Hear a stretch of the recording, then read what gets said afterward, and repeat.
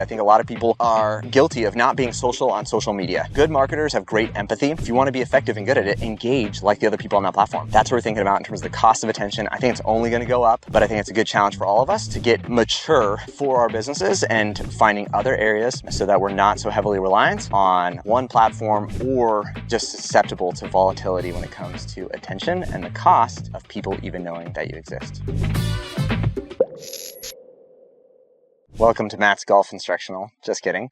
We're doing a marketing with Matt. We're going to be talking some marketing thoughts here. I just honestly am out here with my wife on a baby moon. Not everybody knows that I enjoy golf, and instead of having to choose to spend more time inside and less time golfing, I thought I could do both. So we're going to be talking the cost of attention in marketing in 2024, and I'm excited because I got a lot of thoughts rambling around this topic. I think it'll be good. So for context, earlier this week I was in Boise and I was out there, got to have some one-on-one time with Russell Brunson.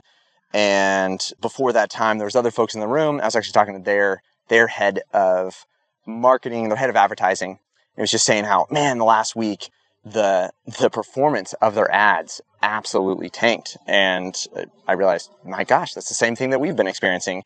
And he already knew more than me that, hey, this is just what happens when there's a lot of things of relevance and just other things competing for attention.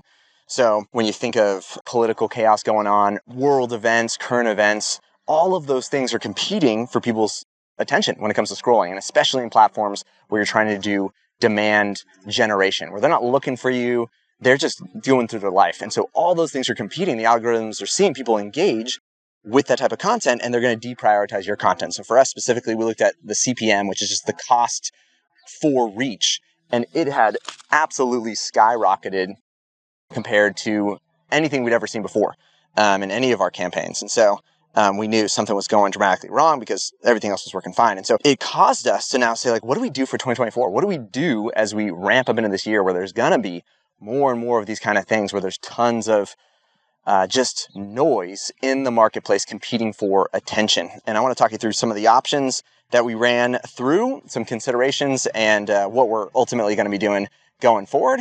And hopefully this is helpful in informing your own campaigns and the direction that you take in 2024. So the first is, do you cut back on spend? Do you do what some folks do in quarter four?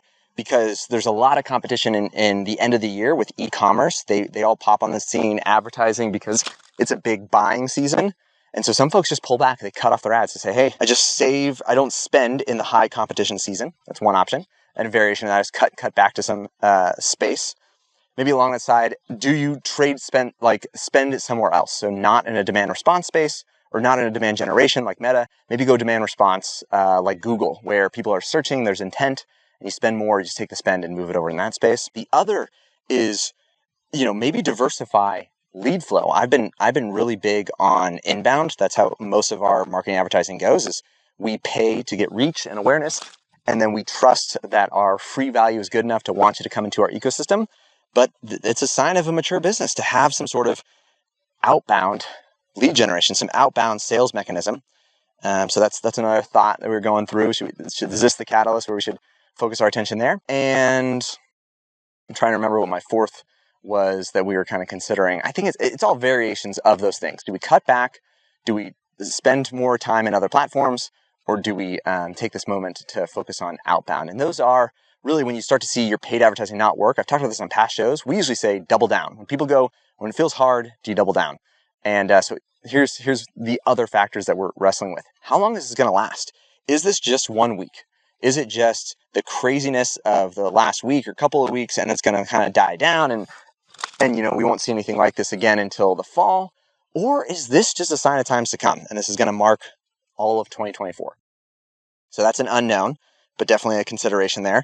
There's the opportunity cost. If you cut down on your ad spend, you can't scale it back up as quickly. So if we cut things in half, we can really only ramp up healthily by a percentage per week, I think they say, I don't know this, so don't take this as canon or law, but I think we do about 10% increase per week to give time for the algorithm to adjust, and that might be per campaign. I forget exactly what it pays out to be, But you can't just double your spend. You can't keep on saying double your spend, double your spend, double your spend. If you decide I want to double my spend, it's incremental steps to get there. So if you cut it in half, you can't rebound to where you're at. And there's an important consideration for us, and maybe for you, if there's other aspects to your funnel. So for us, we've got calls. People book calls in with the team.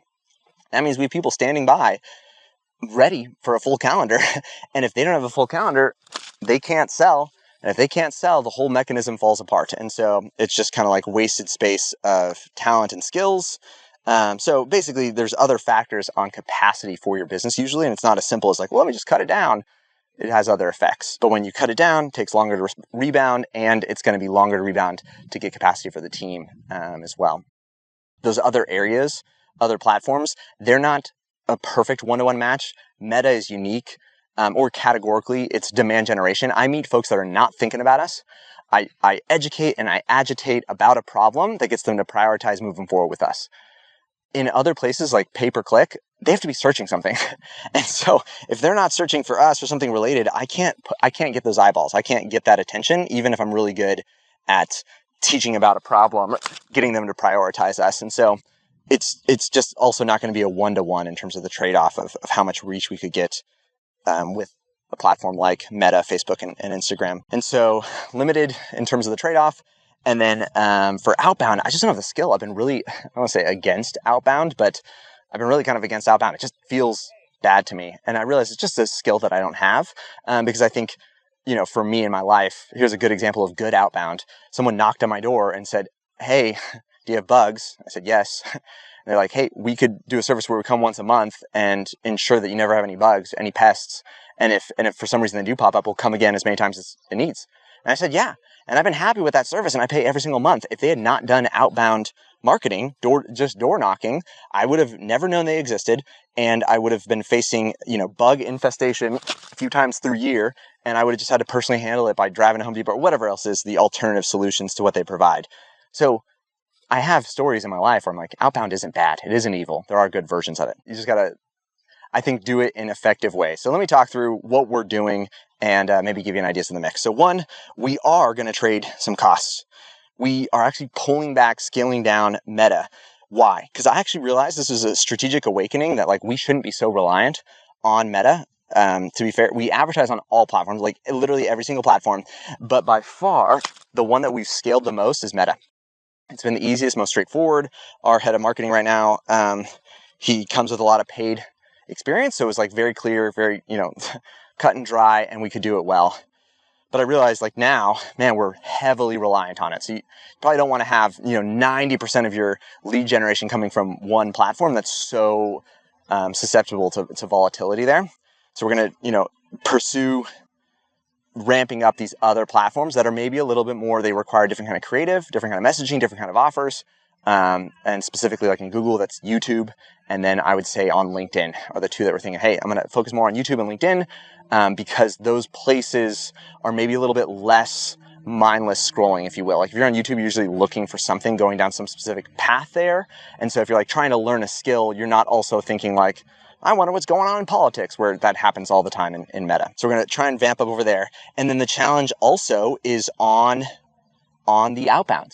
Just saying to ourselves, hey, we need a percentage of our leads to be outbound generated, because that is actually one of the unique forms of marketing where it's most reliant on your inputs. It's how many dials, it's how many DMs, it's how many door knocks, whatever it might be. You have much more control over the output because your cost per impression is a little bit more fixed, if that makes sense. It's limited. It scales linearly. Usually it's limited and scales linearly, whereas you can get some kind of imbalance in other platforms, but it's very controlled. How many dials, how many emails, how many DMs.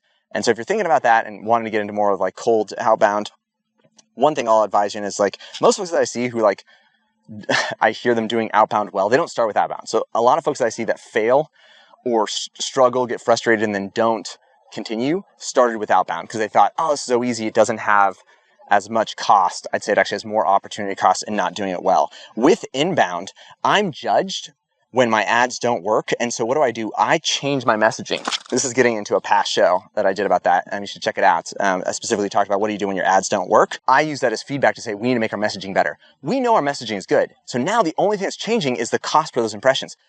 So if you've done inbound, you know inbound works. It's a little bit easier to move over into outbound because you have an idea of what your avatar cares about, the language they use, and the offers that might resonate with them. Now you're just not waiting for them to see the platform on Facebook, or see your messaging on Facebook. You're saying, I'm going to just go find you on LinkedIn.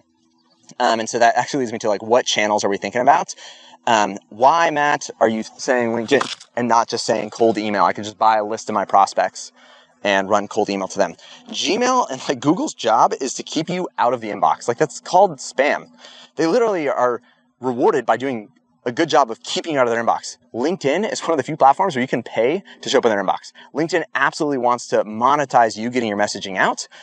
It's limited. You don't have unlimited reach. Whereas like, you could say on email, I could send 1 million emails, but you're on the same team as the platform. LinkedIn's on the same team. You're paying them to be able to send these, messages directly to show up in the inbox. And then you just got to be good about your messaging and your offer there. And so that's why I like LinkedIn. And then on Instagram, I'll say it's sort of outbound. It's sort of just like getting disciplined in other forms of awareness generation. That could be content, and it could be engagement, being social on social media. I think a lot of marketers are susceptible, even business owners are guilty of not being social on social media. Good marketers have great empathy. Empathy is imagining yourself in the other person's shoes. If you're on that platform, if you want to be effective and good at it, engage like the other people on that platform. The platform is designed for folks who like the platform. And so, people who listen to podcasts. People who, are active on Pinterest, And if they love and engage on Instagram, they're going to engage on Instagram. So that's what we're thinking about in terms of the cost of attention. I think it's only going to go up, but I think it's a good challenge for all of us to get mature for our businesses and finding other areas, maybe more platform diversification to more demand response, and maybe a little bit more cold messaging or outbound lead generation so that we're not so heavily reliant on one platform or just susceptible to volatility when it comes to attention and the cost of people even knowing that you exist.